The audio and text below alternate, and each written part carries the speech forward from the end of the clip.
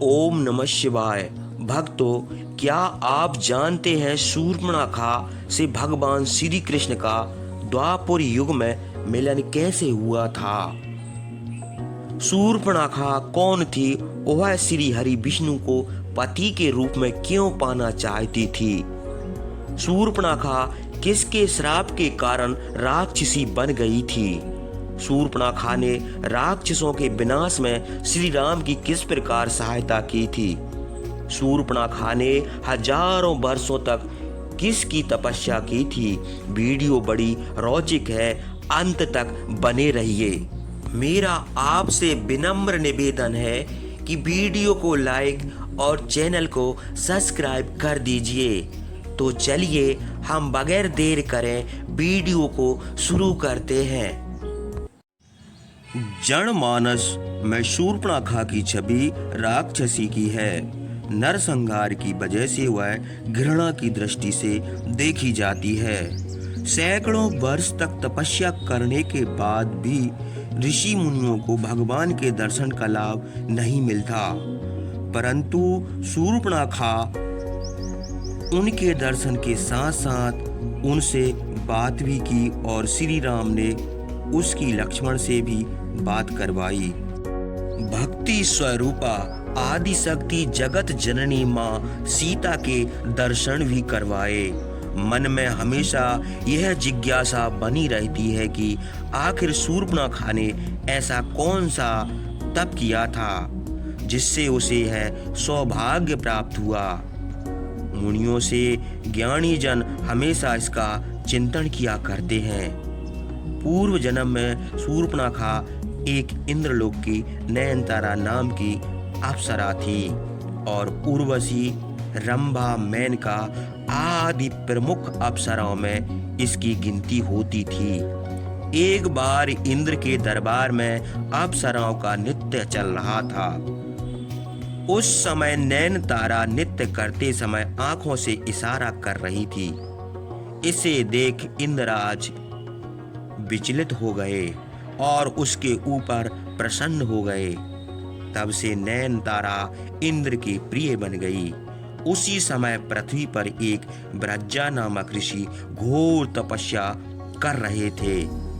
तब नयनतारा पर प्रसन्न होने के कारण ऋषि की तपस्या भंग करने हेतु इंद्र ने नयनतारा को पृथ्वी लोक पर भेज दिया। परंतु ब्रजा ऋषि की तपस्या भंग होने पर नयनतारा को राक्षसी होने का शाप दे दिया। ऋषि से याचना करने पर ब्रजा ऋषि ने उसे कहा कि राक्षस जन्म में ही तुम्हें प्रभु का दर्शन होगा। तब वह अप्सरा देह त्याग कर शूर्पणखा का राक्षसी रूप में जन्म लिया। प्रभु के दर्शन होने पर उन्हें प्राप्त करने के लिए नयनतारा मोहिक रूप बनाकर भगवान राम के पास गई, परंतु एक गलती कर बैठी कि पार ब्रह्म विष्णु को पति रूप में पाने की इच्छा प्रकट की और कहती है कि इस पृथ्वी पर तुम जैसा पुरुष नहीं, मुझ जैसी नारी नहीं, हमारा संयोग अजोड़ होगा।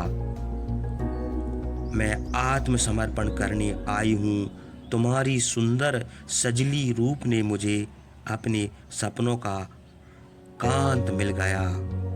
मुझसे गंधर्व विवाह रचाओ और भार्या के रूप में स्वीकार करो। पर ब्रह्म को प्राप्त करने के लिए एक प्रक्रिया होती है।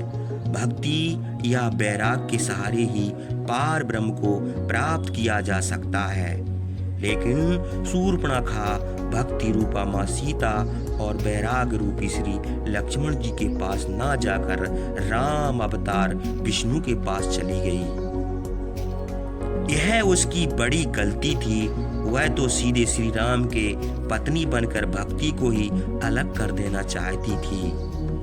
इसके अलावा वैराग आश्रय लेती तो प्रभु को प्राप्त कर सकती थी, परंतु वैराग को भी नकार कर अर्थात वैराग रूपी श्री लक्ष्मण के पास भी ना जाकर अहंकार में आकर सीधे प्रभु के पास चली गई।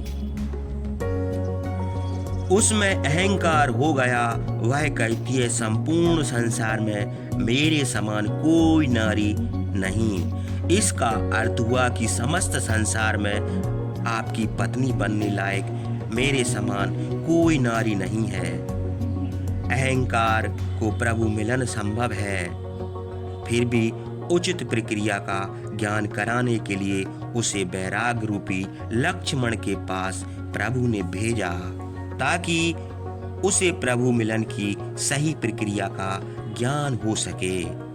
बैरागी लक्ष्मण ने सोचा कि राक्षसी को बैराग तो आ ही नहीं सकता, अतः उसे पुनः प्रभु के पास भेज दिया। तब प्रभु ने कहा कि मैं तो भक्ति के विवश में हूँ।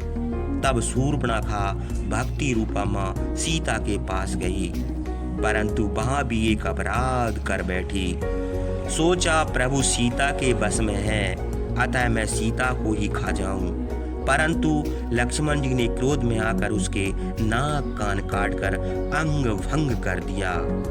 तब शूर्पणखा का ज्ञान चस खुल गई और प्रभु के कार्य को पूरा करने के लिए उनकी सहायिका बनकर प्रभु के हाथ से खरदूषण, रावण, कुंभकर्ण, मेघनाद आदि राक्षसों का मरवा दिया और प्रभु भक्ति की उचित प्रक्रिया अपनाने के लिए पुष्कर में चली गई।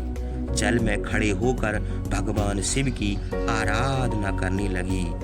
10,000 वर्षों के बाद भगवान शिव ने शूर्पणखा को दर्शन दिए और वरदान दिया कि वह द्वापर युग में जब श्री राम श्री कृष्ण अवतार लेंगे, तब कुब्जा के रूप में तुम्हें कृष्ण के पति सुख की प्राप्ति होगी।